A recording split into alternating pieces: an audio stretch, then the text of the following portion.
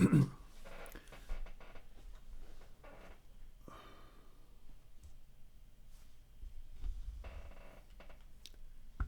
no one here.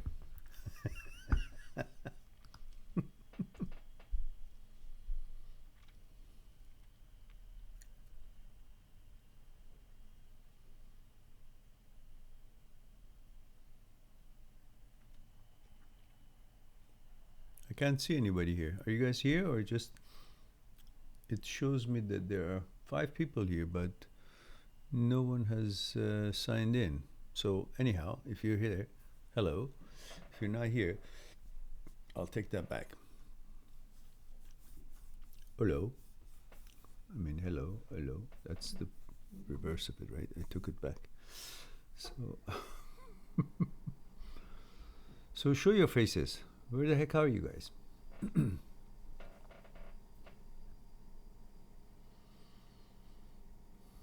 All right. I guess it's only me, my psyche, and I. So I'll ask myself a question and I wait for your answer. I will reverse it, or maybe I'll just answer it myself. Or perhaps I can just say goodnight and go for a walk. Rolling On is here. Hello, Rolling On. There are 5 of us here, it says the numbers, but only you're showing up. What do you think is happening?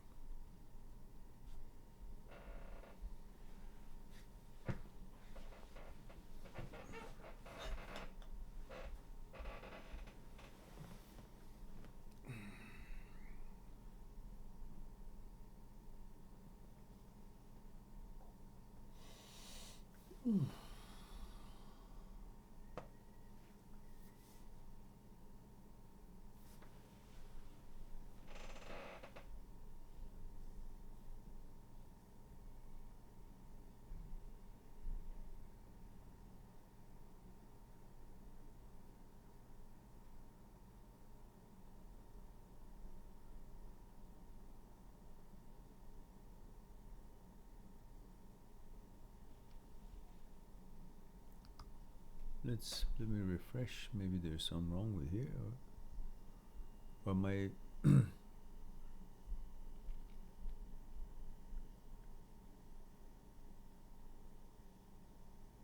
Hmm. All right. I guess we just have tea and wait.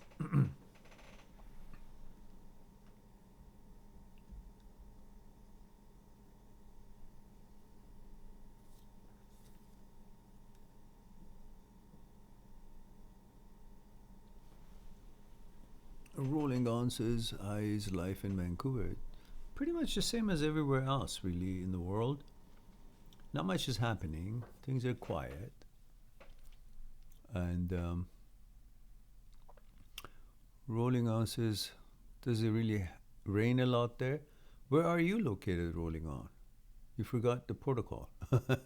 Remind me. Roll out the info. It does rain, but we're kind of used to it. We don't notice it really. I mean, we do notice it. We get wet, but we don't care in a way. I mean, at least I don't care. It's just raining. Okay. I don't come out the home focusing on how the weather is. I just focus on what I need to do. So when you just come to live here, you might notice it because you're comparing it to how it is or was wherever you were living. But after a while, this would be your environment, so you wouldn't really pay attention to it. So Rolling On says 33 male USA. Where in USA? Rolling On.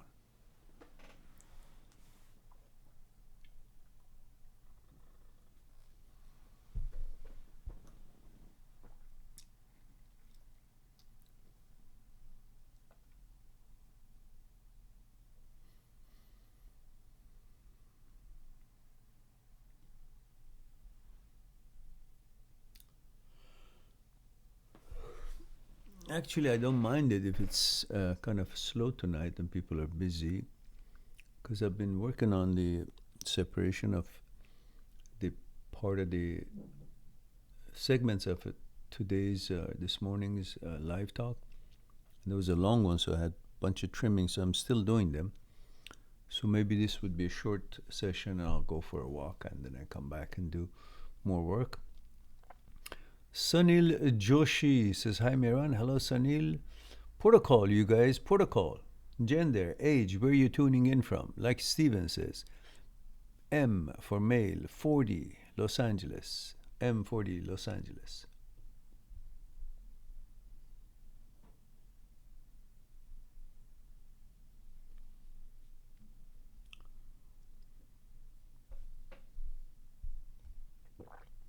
Hello, Steven. Looks like a very quiet night tonight. Hardly anybody is here. I guess it's Saturday night. They're all in discos. Oh, I forgot. There are no discos. So where the heck are they then?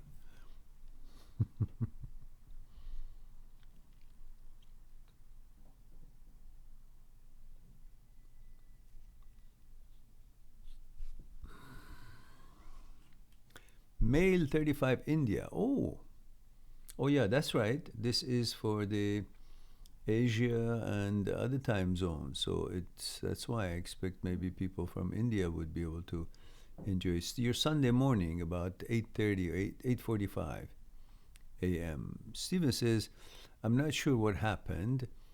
I'm good now and I have been doing good. Just the other day, my brain malfunctioned. Low. Yeah, it does malfunction. This is what brain is. Malfunctioning brain, which we don't think it does. That's why every time it pops up something in our head, we kind of take it for real, as if it knows more than we know about ourselves. So we believe it. But job of the brain is constantly making up thoughts. That's its job. It's a thought manufacturing factory. That's all. But it doesn't mean what shows up there, it's got any accuracy or any relevancy to it. It just means that's what it does. That's its job. It keeps doing that. But then your role would be to judge and see if it's relevant. Otherwise, you're not supposed to pay attention to every time anything shows up there. So naturally, you need to understand that you're above thoughts. You're not the brain. Brain is not you. Thought is not you. You're not thought. You're not supposed to follow thought. You're supposed to judge thought because you're the boss. You're the me. The me is top of the line. It's top of the food chain. Everything else, the me decides on them. Everything else is working for the me. So when a thought shows up, intrusive thought, transient thoughts, OCD, HOCD, any kind of thought, negative thought shows up, you're on top of the food chain. You decide if this is of any relevance or should just simply be tossed out like another 80, 90,000 other thoughts that show up during your daily life.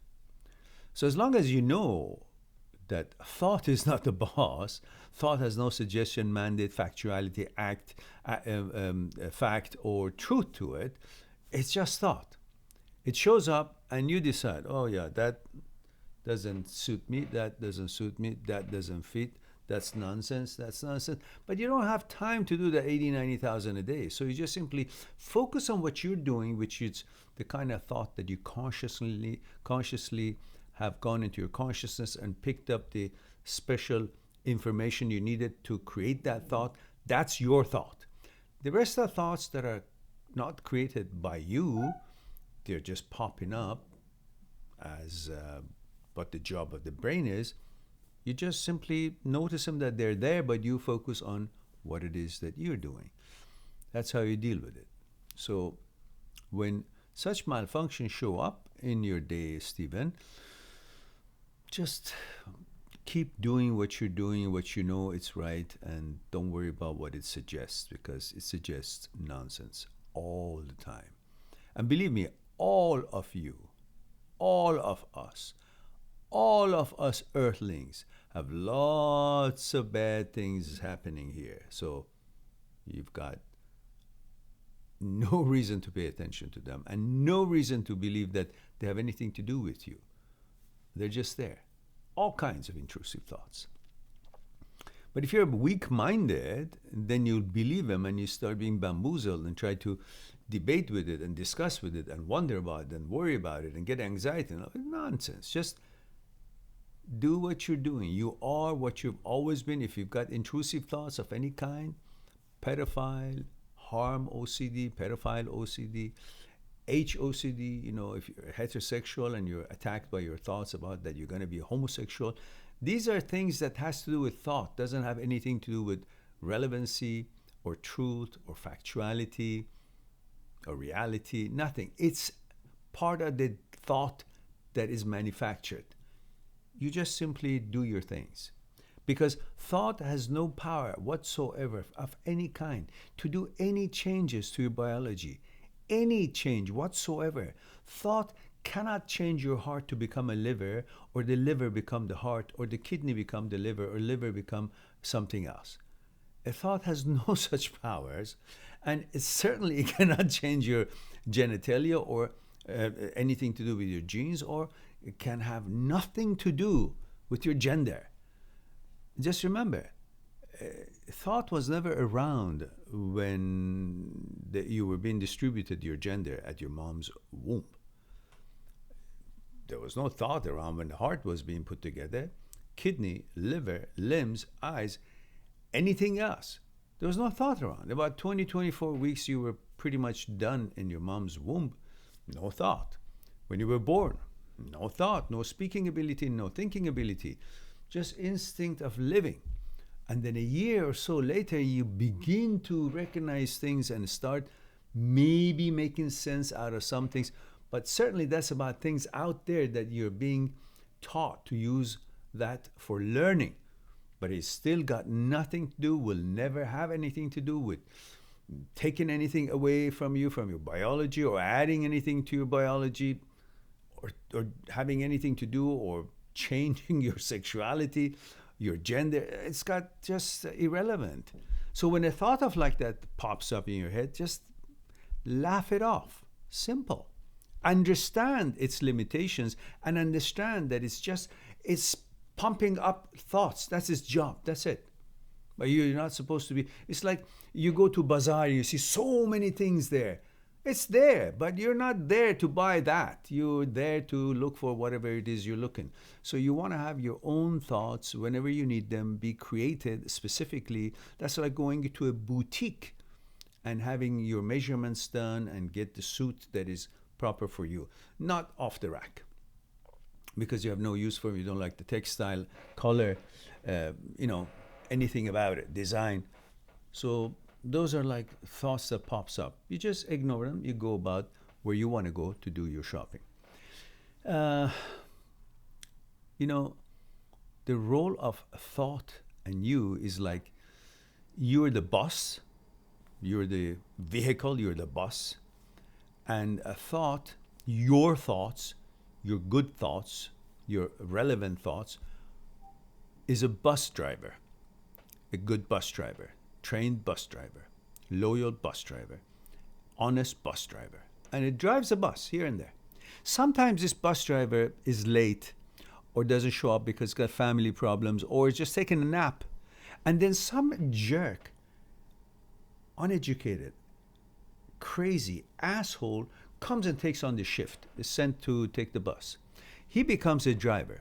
So now because he's crazy, he's going all over the places. And places that you didn't want to go, it's not in the agenda, it's got no relevancy to you, no interest you have in them. And then it takes it takes the bus to in front of the ocean, says, now this bus is a boat. Well, it can't. It's a crazy driver that claims that, but it can't turn the bus into a boat. It can take it to the ocean, but you don't have to get off. And the bus doesn't turn into a boat. It's like the relationship between thought and you is like that crazy bus driver and the bus that takes it to the jungle and says, now this bus is a jeep. Takes it to the desert and says, this bus is a tank now. Takes it to the airport, says, this bus is an aircraft now. It doesn't work that way. So thought can suggest anything it wants, but it cannot have any reality to it just because it suggests it. It cannot turn you into something else just because it suggests it. So if it says you're a pedophile, or you want to harm someone, or that you're a heterosexual man and says, or you're a heterosexual person that says that you're going to be gay, or you're homosexual, or you're going to turn gay, or you like to be with that man, all no relevancy, no truth to it. It cannot change you from what you are, what you've always been, to something else, or threaten you with that. You're supposed to be aware of that and laugh at it and don't take it seriously. It's the job of thoughts. That's what it does. Comes up. So it takes you here and there that you don't have any desire to go, but you don't have to get off the bus. You just got to wake up the good driver, kick that crazy bus driver out, leave it there, and you take the bus and go where you want to go. Just like your thought cannot, by thinking, add another arm to you, it cannot take an arm from you because it suggested, oh, you will have one arm tomorrow. Or this arm is not here. You will have, 2 arms tomorrow. Understand the relationship between your thoughts and you. You are the boss. You are the me. The me is over anything that thought can dish out. And you have no reason to believe him at all. So we have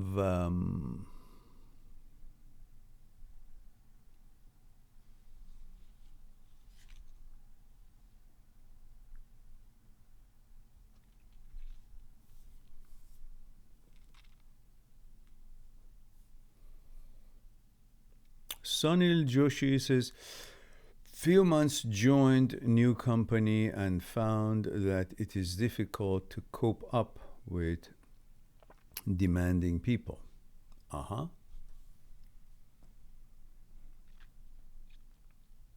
And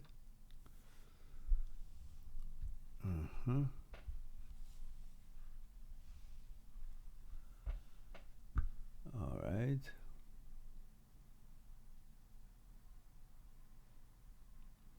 So I want you guys, whoever is here, take a look at these 2 trolls that show up here, Ben and I don't know, another one. They are Matthew here. And so I want you to just take a moment and read what they say, right?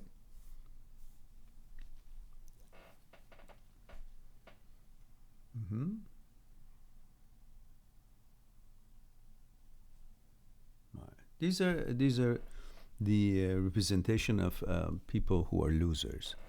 They have nothing to do. They're not serious in their life, and I don't know who they are. So therefore, we let them go. Negative forces. These are negative forces. In life, there are all kinds of people. The negative people are just leeches. They take energy. Just let them go.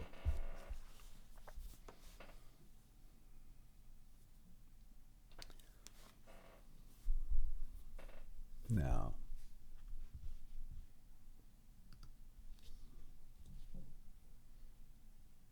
let's see what we have here.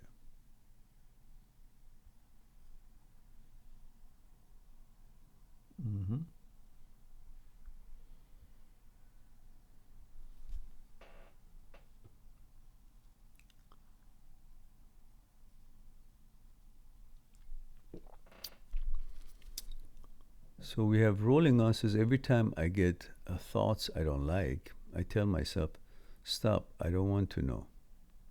I learn from your video, and it really works. There we go. Excellent. Yasin says, Eid Mubarak for all Muslims. Yeah, it is. I think it's Eid al-Fitr, the month of fasting. Yeah. Yasin says, how to build your self-confidence.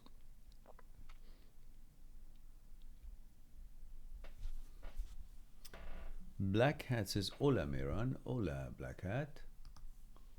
Let's see.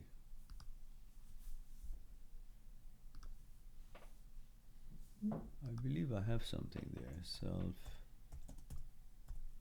confidence.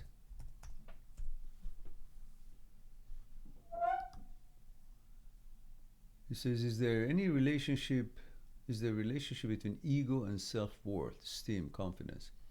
Well, why don't I offer you this and make it easy for myself? It's a slow night, so I'm gonna take it easy by sending you this a video that is 8 minutes, so you can watch it later on. Because it's a 8 minutes talk, and I don't have it right now. Yeah, see, but there it is. That's your prescription. Black Hat says, "Yeah, give the ugly stick to those trolls." Yeah, we did. I just can't understand. I guess that's because I can't ever do that sort of thing, like to be a pest or to think that there is anything positive about expressing negative energy, interfering, being disrespectful or rude to people who are, minding their own business and just entering their gathering. And it's just so juvenile. It's just so low class and so unproductive, so disrespectful, pretty much low IQ. Because who in the right mind would want to do that? What kind of a fun is this? It's just basically these are people who have really not much worth and value for themselves. And they think maybe in this way they can steal some attention or worth and value. It's just a waste of their life. Maybe eventually they'll learn.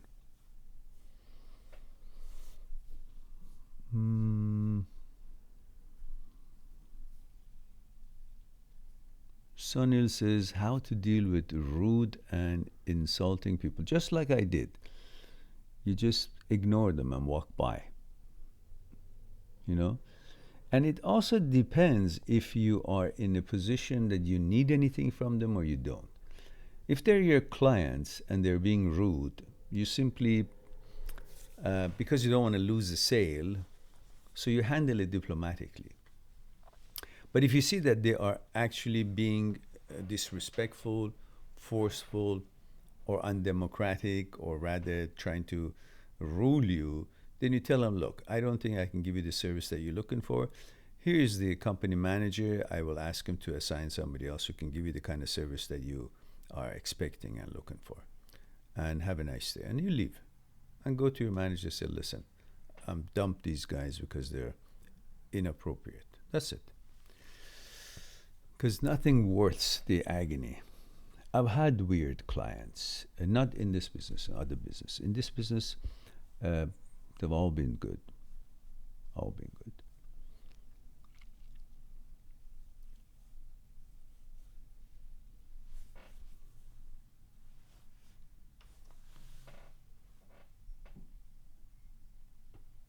Funny thing, guys, I was I was doing some trimming on the live talk this morning, and, and I was just sitting on this comfortable couch that you can see, and this chair, and I was listening to the part that I wanted to trim. I was trimming for about an hour or so, and somehow I felt sleepy, but I was doing my work. Then I noticed I woke up and it's talking, and I fell asleep with the sound of my own voice. An hour later. So I had a nap, I guess. So this is why people don't come into this channel, because it puts them to sleep. Yes, he said, okay, thanks, Mary. You're quite welcome. Yeah, it's a lazy night, my friend. The art of no intention, pretty much. You're quite welcome, Sunil. So we have 12 people here, 7 likes, and no questions? Are we serious? What's going on? I mean, I know you guys throw the questions, I throw a video, that's all right. We've got now about 1,700 videos. I can answer you with any of your questions with a video. It's a self-serve booth now. Number 2 on the right. That's where your movie is, your video is, or your, answer is. Yasin says, how to find my soulmate. Don't look. There is no soulmate. No. That's the end of that. Just find somebody compatible. That's all. Steven says, that's funny. I used to watch your videos at night and I'd fall asleep also. Yeah, I know. It's got certain kind of a resonance to my voice that, I don't know, it just puts myself to sleep. Many people have said that when they put the videos on at night, they fall asleep. I know the topics are heavy. I can understand that, but it's not just that. I think it's simply that's what it is. That's why I get the big bucks. I put people to sleep. You got a problem? You don't have a problem. You want to sleep and think it over. These are not the droids you're looking for. And I think it's the chair that is so comfortable. I think. And Sunil says, how to be mentally strong and tough. Well, it's not just one thing. It's something that you learn through life. In order to be tough, you got to go through certain exercises, right? But you want to be tough in life. It's not like you want to be tough in, I don't know, soccer or tennis or wrestling. So you will increase the regiment of your training or change your training style. It's being tough in life. So for that, you need experiences of life so you can become aware and wise to these experiences and be experienced by these experiences. That means time. That means you got to go through life, but every time that you see a situation, you got to do your best, including research, including mindfulness, including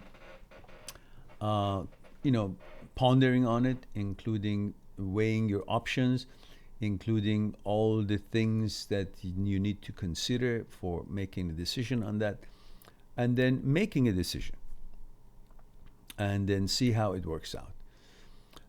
That will give you the experiences that you want in different conditions, and then reading some of the maybe people who have had a tough life in their lives and just be inspired and learn about it and kind of program yourself that you can get over obstacles in life because so-and-so did, and then you also experience some things in your life, and then you handle it properly by doing your best to handle it properly, and you learn how to handle it properly, and you did end up handle it properly, and that will all add to your confidence and experience and become mentally strong. Then, in addition to that, you will meditate. You will meditate every day. You will meditate every day. You will meditate every day. Did I say you will meditate every day? You will meditate every day. The reason I say that because you got to meditate every day. It's not like by knowing how to meditate, then you get it done. You got to create that training, just like you need training in soccer, training in tennis, training in life. You also want to get your mind strong, just like you want to get your body strong. You go to the gym and exercise your muscles. You got to exercise the mind to learn how to focus, how to be able to stay focused, how to be able to become stronger by being able to have clarity, by knowing on demand to bring that clarity and comfort and relaxation and focus to yourself so you can put it to work the way you want. And through all that, you will become mentally strong. Experience, education and research, learning and reading other examples of humans who have gone through tough lives, meditation and exercise on regular basis, continuous basis, all changes the conditioning of your consciousness to an attitude of that I can.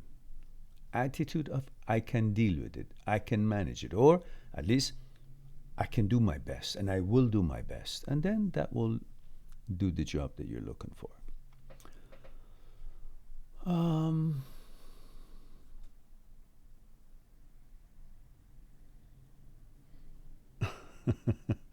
Yasin says how to be a president of a country. Well, you're asking the wrong person because I can't. I don't know, or I don't want to know. I just don't want to be one. It's too much corruption right now in these elections and all that everywhere. It's just not normal. Steven says maybe I'll do that tonight if I have trouble sleeping. Lol. Yeah, I should put it.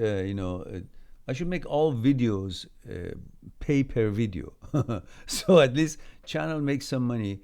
You want to listen to this? A quarter, 25 cents per video. And actually, I think that all educational channels should become like that. You choose a video, 25 cents. Honestly, because otherwise, the channels don't have that many subscribers or viewers, but they have good material. They make no money because it's just there, but the algorithm doesn't show them up. People can't find them. So at least when they find them and they need one of their videos, they can, a nominal fee would be, I think, justified. Like they can have an option, something like that. I don't know. I didn't think it through. I was just spitballing here, but it's a good idea. For me, it is. Stephen.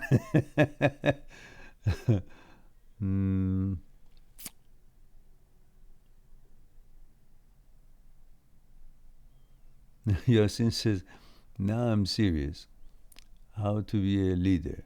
You are a leader of your own life. So just be a good leader. Steven says, maybe I'll do that. Okay. Yasin says, is it real that the mind have the answer of any question in this world? No, it doesn't. It's total bullshit. Sunil, you can think about it. You can try, but you can't have it if you don't have the experience and you haven't been exposed to the answers. You can calculate things from what you've learned. You can figure out things because of the intelligence, but you can't have the answer to every question. No, not at all. Because knowledge is limited as a whole. And from that limited knowledge that exists in the universe, in the environment that you live in, you have just accumulated a fragment of that limited knowledge in your consciousness.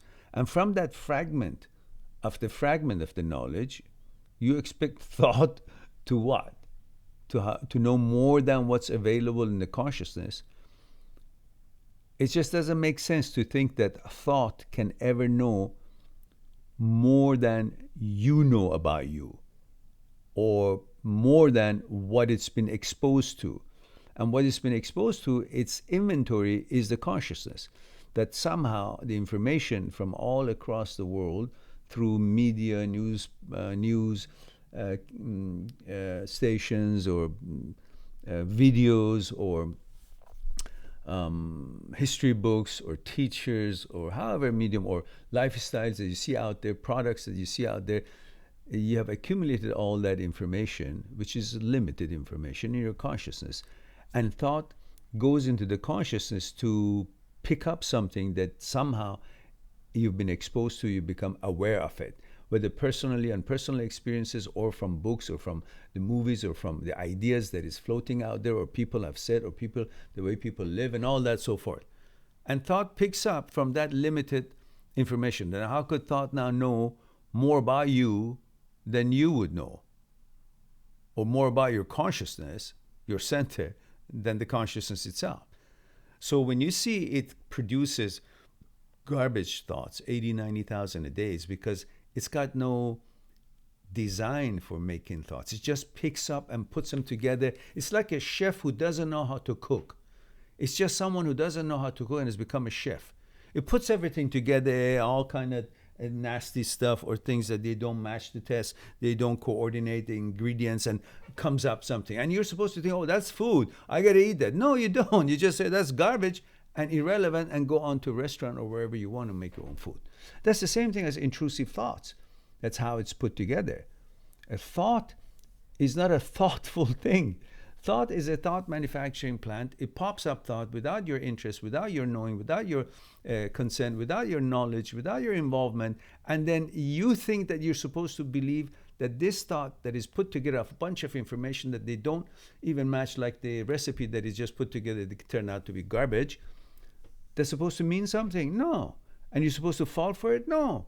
You're supposed to be confused by it? No. And it does create all that confusion in the form of intrusive thoughts, transient thoughts, negative thoughts, OCD thoughts, HOCD thoughts, all kinds of weird things. But you're not supposed to follow it because you're the boss. You're above thought. Not that thought is above you. You're not supposed to follow thought. Thought puts out stuff. And then you decide if it's relevant or not. And 99.99%, if not 100%, of all these thoughts are irrelevant. You know? Yeah, it could turn out to be something like about horses and you like horses. Okay, that could be relevant. But everything else about it, because it has no intention, it has no knowledge about it. It just makes thoughts. It's not making thoughts having you in consideration. It makes thoughts. And because it is designed to make thoughts, and the brain is designed to protect you, it tries to warn you about things that you're not, so kind of suggests things that you're not, and you think that it's actually trying to, bother you. In fact, it's a dumb thing. Thought is dumb. It's just making thoughts. It has no intentions, but you think there's intention. Oh, I gotta follow it. Oh, I gotta believe it. Oh, something. No, it's just relax. Let me open the window, guys. It's getting a little warm here.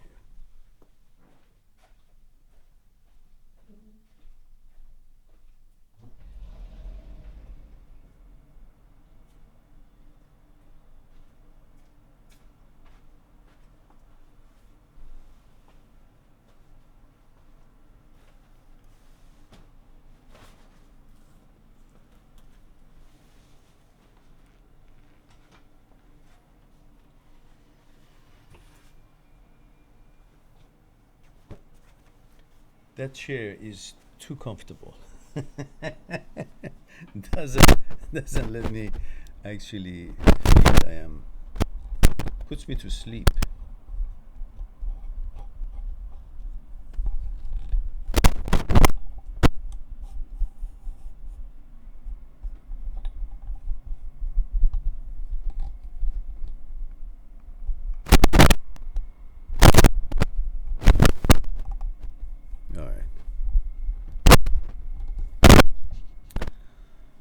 Okay. So we have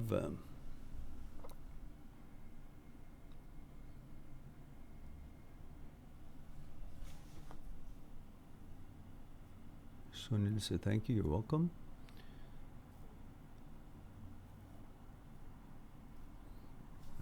Black Hat says, Mehran, should one aim...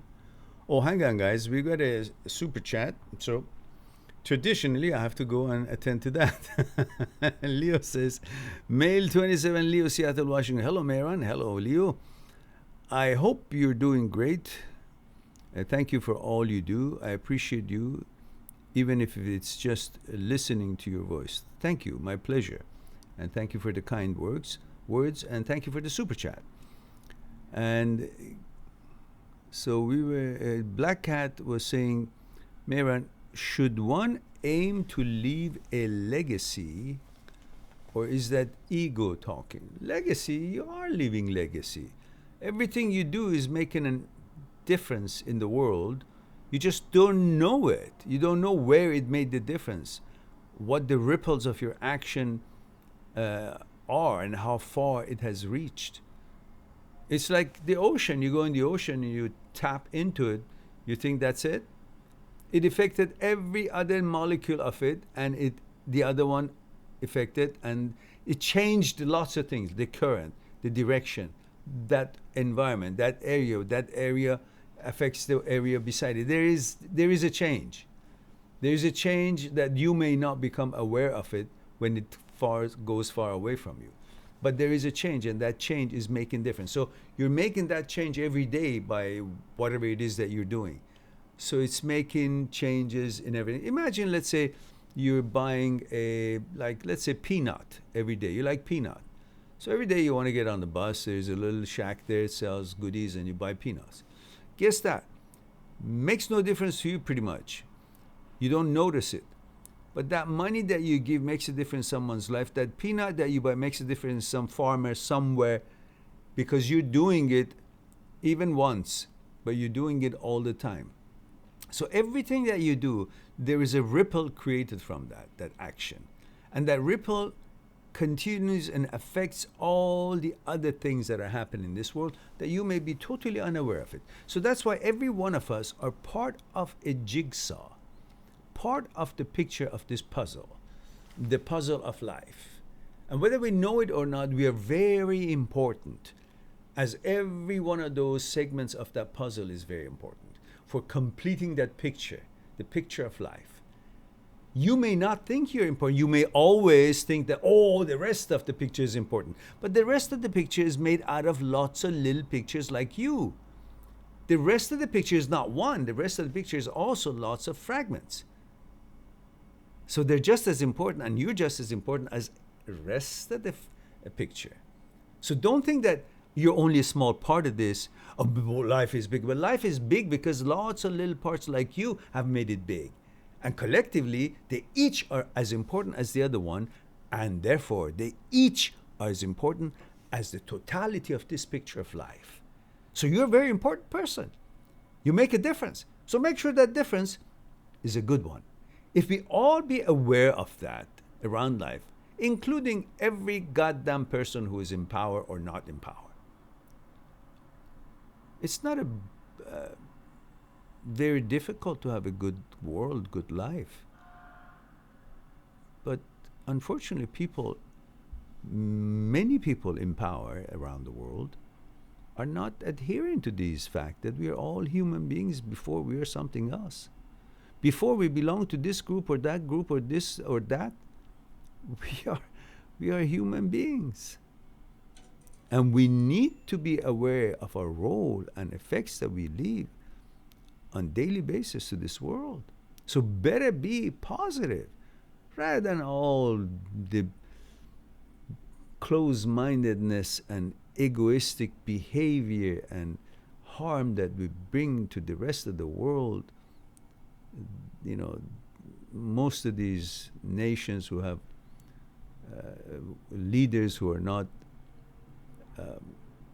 aware of their responsibilities towards the world are causing this world to be what it is. So if every human being really focuses on what we just talked about, it's no-brainer. We can have a great earth, great life, every one of us. But it's turned out to be some bloody competition. Anyhow, let's go and get too deep on it. We may not be able to come out. So,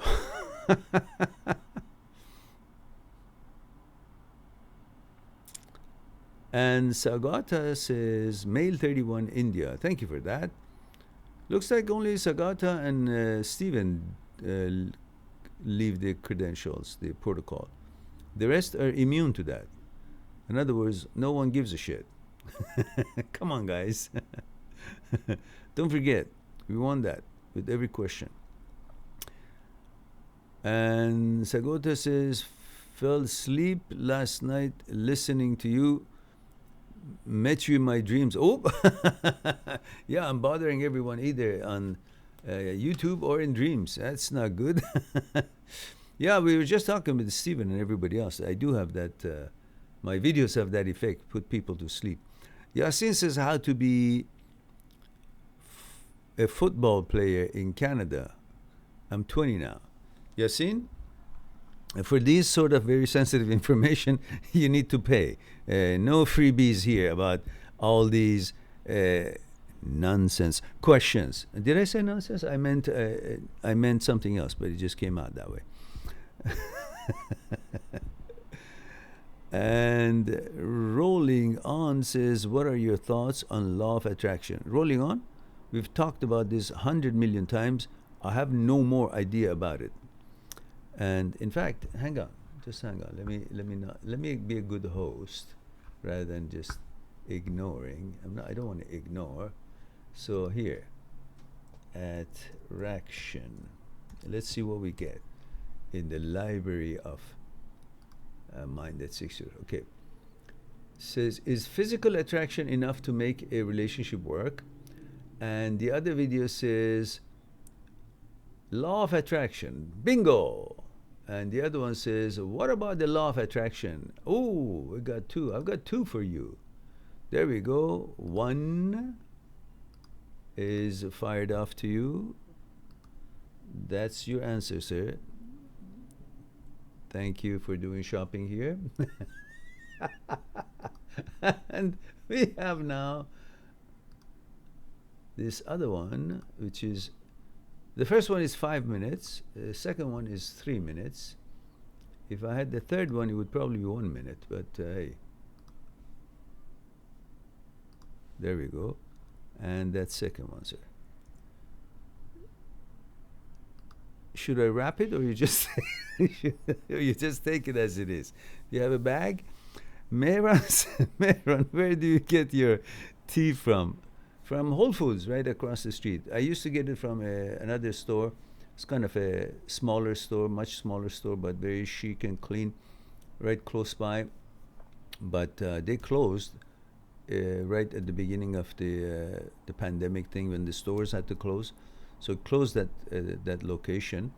But then I didn't have any more tea of the kind that I like. But then I noticed that Whole Foods has brought them. So that's good. And Black Hat says, what's the importance of helping others in life? Well, look, what goes around, yeah, or comes around. What about if somebody else would ask that question and you needed help and they didn't know if it's any good to do it? So if you help someone, and human beings are all pretty much the same, so if you help someone, that means somebody else is also helping someone. So if that's the case, then maybe we all could get some help when we need it, while we are giving help when we don't know, but others do need it, but we just give help. So if we can, we do. If we can't, we can't. So should we help others, or is it okay if we don't? It's okay if you don't, but depends on what kind of help it is. Most helps needs specific expertise, and we're not expert in everything. So your help could be in the form of, I don't know, money or some volunteer time or whatever you're good at.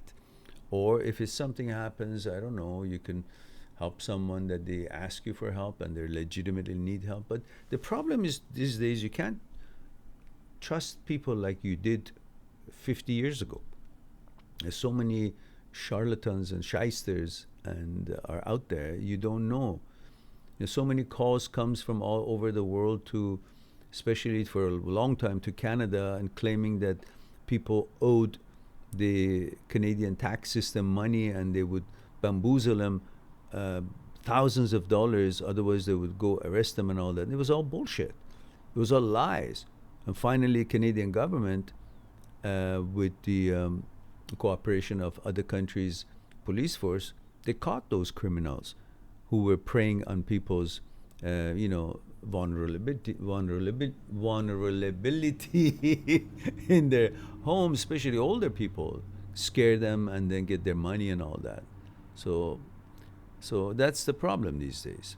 So we need to hope that we can trust each other again. Excalibur says, the Persian Jedi Master and Beach Walker is here for round 2 session. Good to see you there. Good to see you as well, Excalibur. Thanks for being here. Steven says, Mehran, where do you get your... I did say that about that. Says, I'm going to begin drinking more tea rather than black coffee. Yeah, good idea. It's got lots of caffeine, black coffee. And you can have tea and you can have herbal tea sometimes. It's got no caffeine. And Black Hat says, Mehran, do you like or read philosophy? Well, I have researched lots of things through my life, but not necessarily the academic philosophy, the stuff that people somehow don't gravitate towards, a little bit not academic stuff, things that are not taught in universities or in schools. I find them, and if I'm interested, I learn. And like I did in university through martial arts and the skills and the knowledge of thousands of years ago about the mind, movement of the mind body coordination, meditation, power of mind. All these things always interest me. And then, of course, the findings and teachings of Mr. Jiddu Krishnamurti, that has been very enlightening to me. So I really enjoyed learning a lot from that sort of teachings and discussions. But I've pretty much never read a book, especially during the past, I don't know, 20 years, like go buy a certain book and read that philosophy. No, but I've done research on what I wanted and lots of pondering on what I think, what I wanted to, right? And then what I wanted to, say or express, and using what I've learned from other scholars, such as Mr. Jiddu Krishnamurti, from 100, 200 years ago or more. Steven says, okay, nice, Whole Food is near me. I'll check him out. Yeah. Black Hat says, how can you trust that a woman won't cheat on you? You can't. How can she trust that you won't cheat on her? She can't. We all hope that we can, and we are somewhat reasonably balanced, and we can see when it happens, I guess, but no guarantee. So, but why do you focus on that? That's just a negative way of thinking. Why don't you focus on, how can we find a good match? That's all. The rest of it you can't tell, but don't go into a relationship thinking, oh, because somebody cheated you in the past, you keep wanting to talk about it to make yourself seem like you're a real good person because somebody cheated on me. Don't go for that. You're a good person, you're a good person. No matter who cheated on you, didn't, it cannot change you, what they do. So stop this. Just focus on the goodness of women, and don't focus on one who has been just, the kind that she was. So when I'm in a relationship, I can't never just relax. I always looking for weird behaviors in the woman to see if she's up to something. No, don't do that. What was your background, Black Hat? You are in South America, are you? No, don't do that. That's going to ruin your enjoyment of life, because it's not true. You cannot. What if every girl that sits with you would be looking around to see if you're doing something weird? Wouldn't that make you uncomfortable? You will never go anywhere, especially if you notice that she's always checking on you. You just say, okay, that's disrespectful, and bye-bye. If something did happen, then you will deal with it, and you will, just move yourself away from that situation. But if it hasn't happened, don't think that it will or it could or this and that. Just live your life day by day. Excalibur says, okay, Mehran, would you mind getting into some detail about your battle with health OCD and how you overcame it? Well, for a long time, I didn't even think of it, because I noticed that from childhood. And if you watch my OCD videos, not the 20 that is talking about HOCD, those are going into the relationship between thought and consciousness and so on and so forth, very heavily and in detail with lots of research. But I'm talking about the light one, the ones that is just under the playlist called OCD. That will explain to you a little bit in a different tangent. But for me, it usually OCD starts from a fear of losing something that you really love. Usually starts with fear of losing your parents, or the wish of, if you're a heterosexual male, the wish to want to have that girl to be your girlfriend. And at the young age, when it's so important to you, like you fall in love, that's how it is at a young age. And it's not that easy to find a girlfriend, depending on where you're growing up, or it's not so how it is 50 years later. It starts from a wish that you really want to have it, but it seems not sure, and so possibly the odds are not there. Like if you are infatuated with a girl, you want to have that girl as your girlfriend, or to know her, or to hold her hands, or maybe marry her someday. So you create this, or if you are afraid your parents to perish, because everything you have in your life you love. You're comfortable, you're safe, they love you, you go to school, you, I don't know, do whatever activities that you do, and you're happy. And just because you're happy, you get afraid of not being happy for the reasons of not having the things that is making you happy, including the boss of it, your parents, that have provided that, created that atmosphere, comfort and security for you. Because we as a human being, since thousands of years ago, come with a baggage of anxiety and paranoia through our genes. It's transferred from the lifestyle that the cavemen, our forefathers, had it for thousands of years, wars and fights and uncertainties and chaos and so on, fear and all that, unlawfulness and all that. So that has come with our genes to us as an anxiety gene. I don't know if there is such a gene. I am not a scientist. I don't know. But so you have that propensity to become worried about whatever it is that it is. You worry about what it is may be changed, may not be. That comes with you, which then that simple OCD causes you, that simple thinking pattern, insecurity and anxiety of losing what you love or wishing for something that you want. You have no power to guarantee that, whether you keep what you love and protect it, or whether you keep what you wish to have, or get what you wish to have, like that girl that you like. Then what do? You start creating some kind of a so-called supernatural exercise and relying on your thought having created certain kind of a nonsense, but because you have no other way of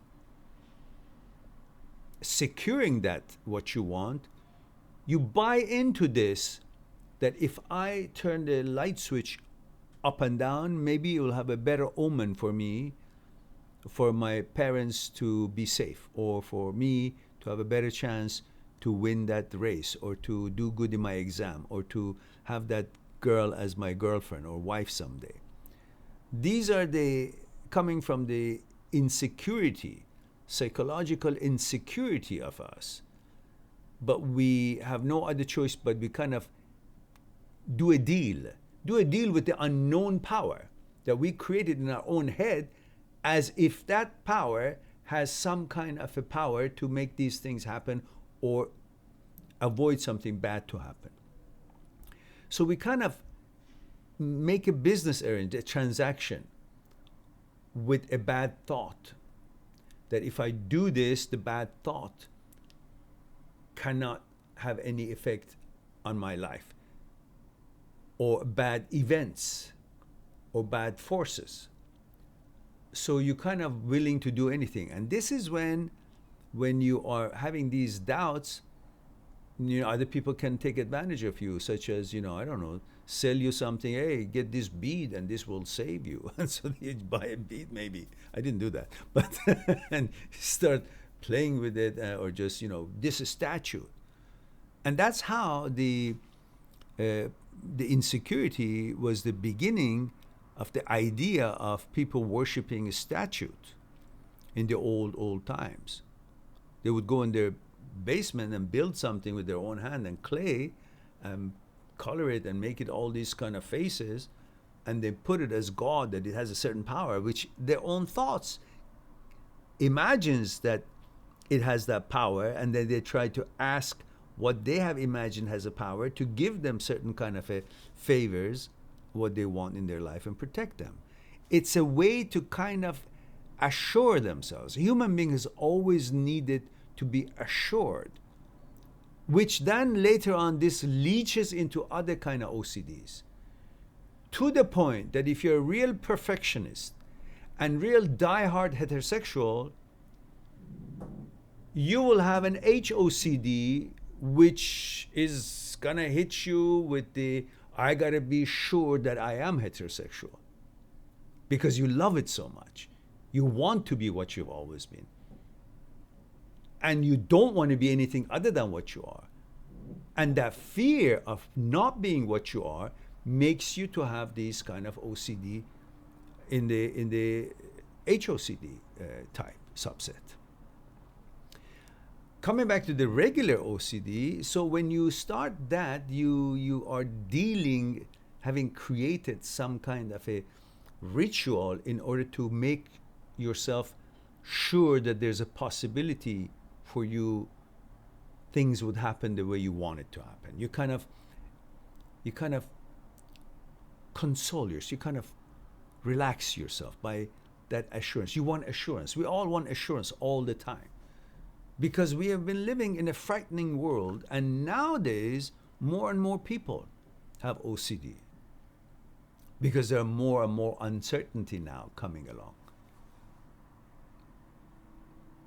So, and the rest of it. So it's a long discussion. I can go on for another few hours, because now that I have really enhanced my knowledge about it, with research about it, then it just can go for another, God knows how many. There's 20 videos just on the, like 40, 50 videos, but those are trimmings from the live stream. But specific videos, there were 20 specific videos with number on the intrusive, transient, OCD, HOCD, negative thought playlist.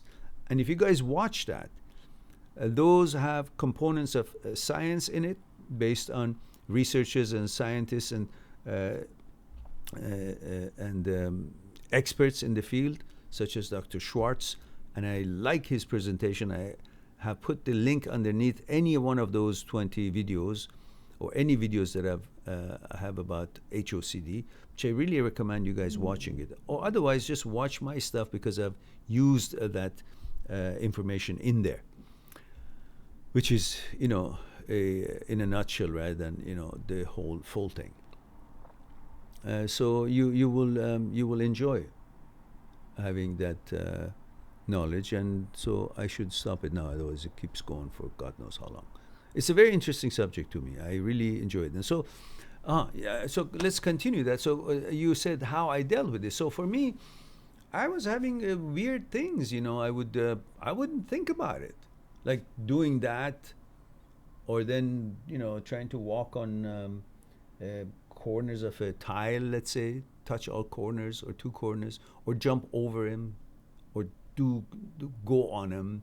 These were all deals that you do as a child to make sure that you have that security, that you won't lose what you really love to have, which is your parents, or whatever it is. Or if you were competing, for example, I was into equestrian, horses and all that. So that's now suddenly my teenage life, from childhood to teenage life. And so you wanted to win a competition, so you would have all kind of superstitions, and then you would maybe do some rituals, too. These are all the ways that you were trying to assure yourself that you can do it, you'll be okay. To some point it's okay, until it becomes too much. That's a problem. And usually when you're stressed and all that, they hit up even a few octaves higher. You will become more active, brain becomes more active and does more of that. So you want to take an exam, so you become superstitious. There are lots of things in life that you want to accomplish, because it is expected of you to accomplish, whether by society or by your parents or that you really need to pass that exam to go to the higher grade, the stigma of the society, the way they look at you or not, or the fact that you're going to fall behind 1 year. So all these pressures makes you, because you have no assurance that you will, even though you've been studying, but you're afraid of it, so you start dealing with something that is unknown that might give you some kind of a hidden chances of spooky chances that you may luck out. So you kind of buy into that idea and you do weird things, whether you're steps or that, or you develop a tick, hit your head a few times. Or I remember there was this kid in the bus when I was going to school, when I was a kid, elementary school, and he would do this all the time. And I said to myself, oh, poor guy, he's crazy. Yet, I had a different kind of OCD myself. Turn the light switch on. Or every time I wanted to say good night to my parents from my room, I would yell out, good night, Mom. They'd say good night. I'd say, good night, Mom. And I'd say, maybe I should say it one more time. Good night, Dad. Good night. All these are fears. Fear of a child that loves his life, loves his parent, wants everybody to be safe. Especially if you're a good child, you are more prone to have an OCD because you care. You care, and therefore, in order to make sure that everybody in your family is safe, you do these rituals even more. So if you're a real good person, there's more chance you have an OCD, a caring person. Usually assholes don't have OCD. So then, for me, I didn't even think about it that this is OCD. I thought, well, okay, that's what it is. So what? It makes me feel good. I had no idea, obsession, compulsion, this and that. So I had obsession to do that switch on thing, and then compulsions, I gotta do it. Then I would feel good about it. Then that means when I'm feeling good about it, without me knowing, there is dopamine secreted from the dopamine center in midbrain, and that dopamine center is right underneath the habitual center, all the reward system, dopamine, the goal finding system, and the habitual, the conditioning system, all in the same area, all in the midbrain area.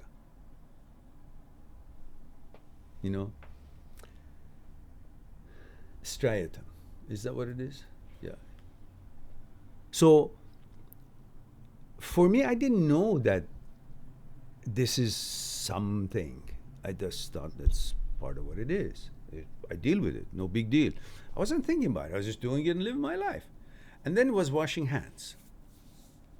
It developed that I thought I gotta wash my hands more than once. Again, that comes from that insecurity. It's not necessarily because you think your hands are dirty. You just think you gotta wash it. And then later on, it could develop into, oh, I gotta wash it, make sure there's no bacteria on it. Why? Because you're a good person. You're concerned about maybe you're gonna cause somebody else in your family to be subjected to the fact that you didn't wash your hands and you brought some kind of a bacteria that would harm them. It wouldn't be necessarily about myself, but it'd be about its effect on others. So again, you're caring. And this thing can lead into other things to get actually pretty time consuming and pretty exhausting. So to the point that I also was concerned about, if I made the bad move on my knee, on my back, I had to study. So the brain was actually trying to become too concerned about everything. So I said, I know myself. I need information. I need to learn if this movement on my knee or this movement on my back actually does anything according to the structure of the muscle and the strength and the design of the body. So I learned them as much as I could by research, by learning this and that. and then by trying to visualize that this is a natural movement. And going through all that for a few years, bit by bit, I reprogrammed myself that this movement that you just did, it's like your brain forgets that these movements are all fine. You analyze every movement. Was that good for my knee? Was that okay for my back? Now, it's not about the knee and back that you're worried about. It's about the effect of something going wrong with you, and you won't be able to attend to your duties for your family. That was my worries. That what if something happens to my knee, then I won't be able to have the sports that I love, or be as active as I want, or be the kind of active person that I am. Or if my back, something goes wrong with it, would I still be in a position to be there for my family, for my son who was little? So would I be the father that I want to be? So all these fears are what fuels different kinds of OCDs and concerns. So I started reprogramming myself bit by bit that this movement on the knee, not a problem. That movement on the back, not a problem. Learn it, research it, strengthen it. Do the exercises that strengthen it, and also you learn that this is not a problem. Because almost every move that you do, you think it's maybe a wrong move because it wasn't the simple standard move. But your body is made to do lots of different moves that there are standard moves for it, but you don't know because you have not used them that way. So it took a couple of years that I, bit by bit, every movement of my body, I actually thought of them and learned that they're okay. It was like reprogramming my whole brain about this concern. And sure enough, that was the right move. Slowly, I have ensured myself by education and information that these things that you are concerned about, they're all okay for the body. And by going to the gym more and more, but I never stopped my athletic enjoyment and activities, even though with OCD or that wouldn't, when I'm doing activities, it wouldn't interfere. I would be maybe a little bit more concerned or careful, but I was always doing my things. But having gone through all those little bits of corrections or informations that I needed, little by little, I end up having pretty much none. It's kind of reprogramming, reassuring yourself through knowledge, not through just reassuring, through facts and knowledge. Same thing with other things that I'm now I've researched to help other people and make my videos and write on it and so on. Whether it's HOCD or whatnot, these are all by knowledge, by education, by reading the researches, by facts, because you need facts in order to assure yourself, not just assurance. There. It's not enough. So anyhow, then pretty much cleaned up. We all have OCD of some kind. It can pretty much never be completely cleaned up, but it's no longer of any issue or nuisance. So, I think that was a long answer to a short question. And Excalibur, I hope that was helpful. I cut it short. There's a lot more, I guess, one can talk about this topic. And Black Hat says, 32 male from Argentina. Thank you for that.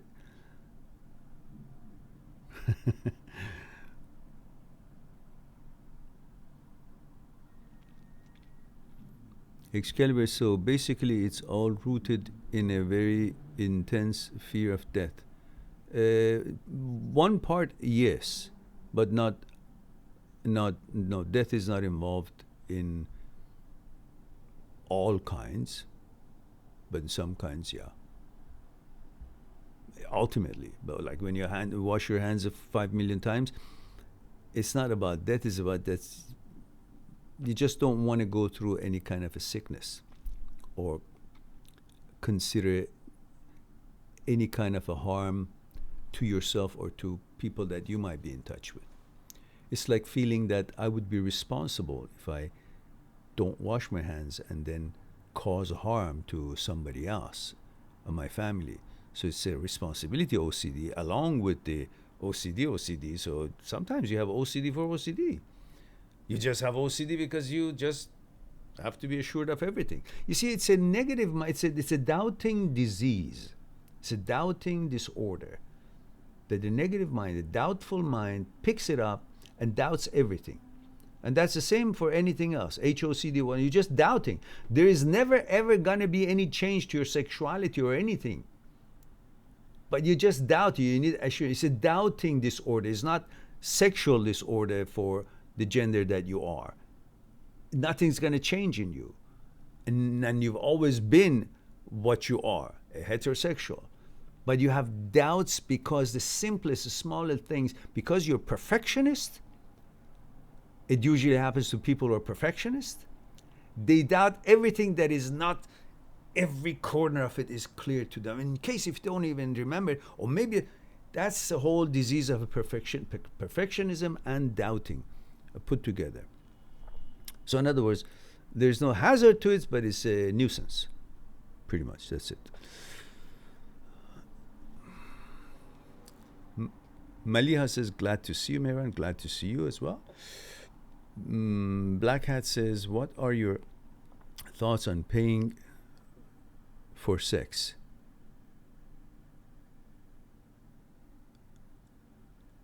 I have never done it, but I admit it has crossed my mind. Yeah, you may think it's a good idea because you're horny, but actually mentally you wouldn't enjoy that as much as if it was just someone that who you like and she likes you.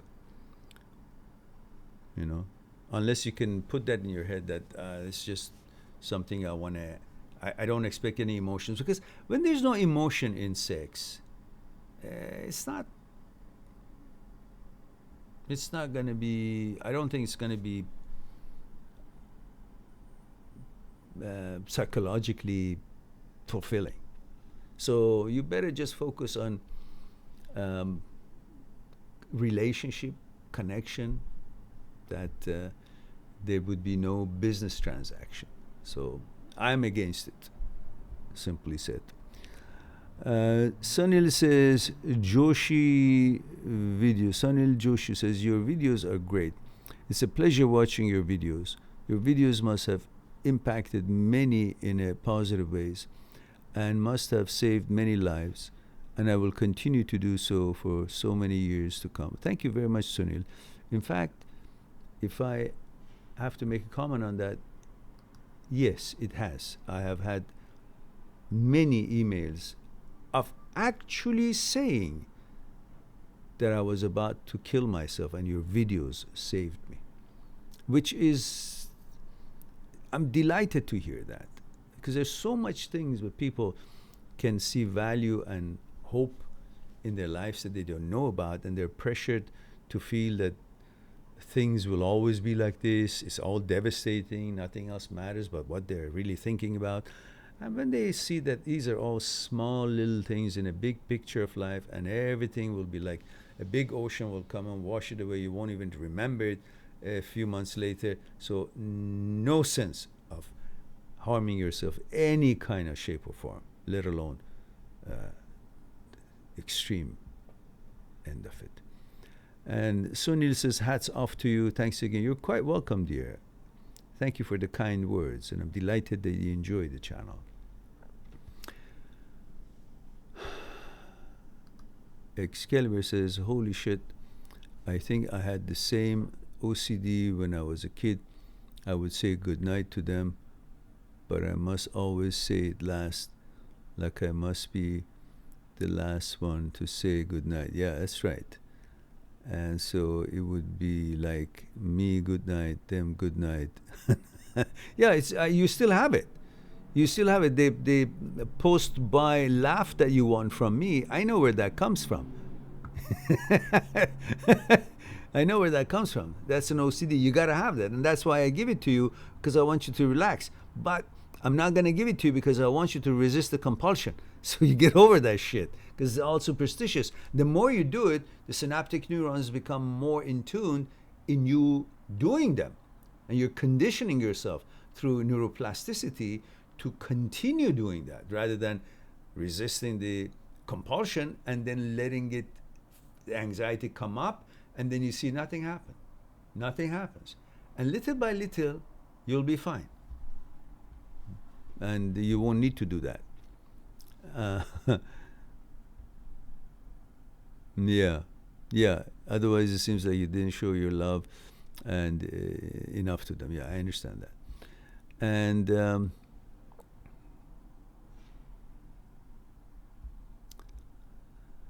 Leo says, what does it mean when I can't stop moving my leg? When I'm sitting down, I can't seem to sit still. Yeah, I know. Yeah. It's like when you're a little bit stressed or impatient or something is not relaxing you, your mind is busy, you're concerned about something, you're worried about some failure, you're worried about something not going your way, you're waiting for an answer, you're hoping for a favorable answer, result of something, and then it's also very relaxing when you do it. It actually does the job. Yeah, I've done it. I've done it many times. Even sometimes I do it, and it's very relaxing. But I'm doing it usually when I am concerned about something, and that is a way of kind of relieving that extra. Because it all comes from the anxiety and the fight and flight system. When you have concern about something, you come up with the way of defending yourself. It's a fight and flight system. It's just alerted. And if you're sitting at home or you're sleeping or want to sleep or just, there's no chance for you to go and run or walk and get that through using the cortisol that has been secreted and using it up and then relaxing about it, then you still want to burn that cortisol. So you start, moving your feet fast. And it's very relaxing to you because you're actually getting rid of it through action, and you're making a move because you want to move. Your system, your gorilla system wants to, either attack or run away, wants to do something. So it's heightened. And you want to get that energy out. So if you're out there, you're walking, you wouldn't be shaking your legs.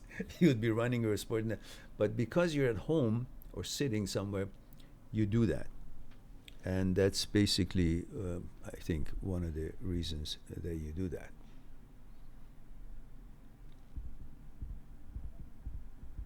In the old times, when the tigers or dinosaurs were running after humans or animals or whatever it was there, when the humans were there, whatever was running at wild animals running after them, that was the whole fight and flight system would come up and help them to run as fast as they could, because that whole anxiety was for that.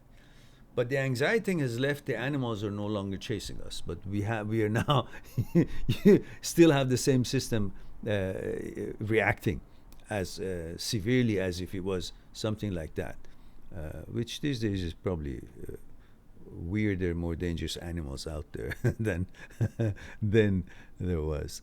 And Surya says, hi, I'm 22 years old, male from India. Hello, Surya. I broke up with my girlfriend 8 months ago. We have 5 years relationship, but with time, we are not at the same conscious level. Now she again starts the conversation. How to take it now? I don't know. It depends if you guys, are interested to give it a try. It's up to you. Discuss it. See what changes have been made. Try to connect on consciousness level. Otherwise, on physical level, it doesn't work. It lasts for a while, and then there's nothing else because you can't have a relationship with each other's physical. That's very limited. The relationship works or breaks based on compatibility or not compatibility of the consciousness.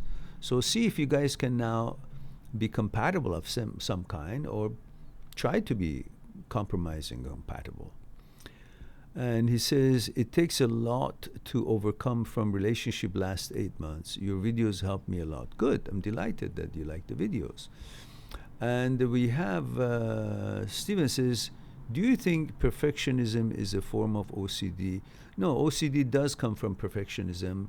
And perfectionism depends if it's really just want to do a good job and do your best, or goes beyond that. Then it becomes OCD.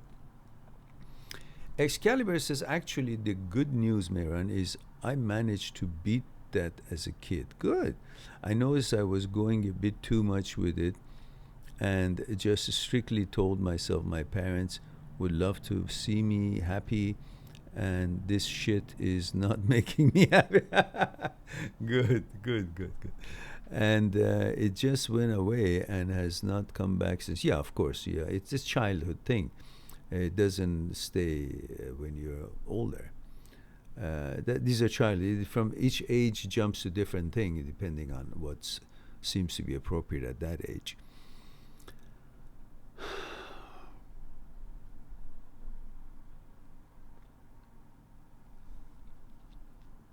Black Hat says, Mehran, I'm a perfectionist and I often suffer from paralysis from analysis.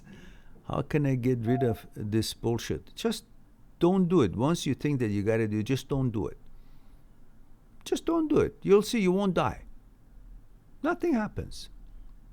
But you have conditioned yourself to do it. Because every time you do the compulsion, there's a little bit of dopamine is secreted. And dopamine, it makes you addicted to itself. Then later on, you're not just doing it for doing the compulsion after the obsession, you're doing it because you're addicted to the dopamine. You want that dopamine, so you're doing it for that. Then when you keep doing that, that turns into habit because they're right on top of each other in midbrain. When it turns into habit, it becomes very difficult to get rid of. It takes time, more time, longer. That's why the sooner you just simply resist the compulsion, then you have a better control on it. Excalibur says, hi, yeah, I'm glad about that too. Now just the general anxiety stuck around, but I can manage that with strength and meditation. Good for you. Okay, guys, good talk and enjoyed it. I hope you guys enjoyed it as well. Don't forget to share the videos that we need to share on social media, because honestly, if we really don't, we won't get anywhere. Look at it yourself, guys. Be the judge of it. Do you think we can get anywhere? Look at it. We've got 11 people, and this is a free live stream. Just imagine if it was a pay live stream. And I wonder, how others really gather up thousands of people and they pay for it. And I don't think they get the kind of quality of topics that we talk here.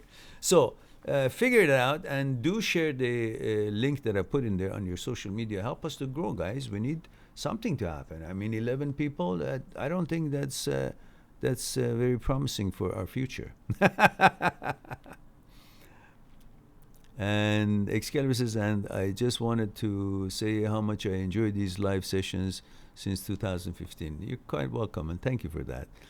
But you already know that. Okay. And Steven said, I enjoyed it also, Mehran. Thank you. You're quite welcome. You're quite welcome, guys. So this time I say I love you all. Thank you very much for being here. And don't forget about promoting the channel, if you will. I put the link up there. And I look forward to talking to you again tomorrow at 1 p.m. for, North America, South America, and Europe. And what is it? And so I look forward to talk to you again. In the meantime, be good to yourself and to the others, this slips of the tongue. Be good to yourself and to the others. I should drink some tea to smooth it out. And I'll talk to you soon. Bye for now.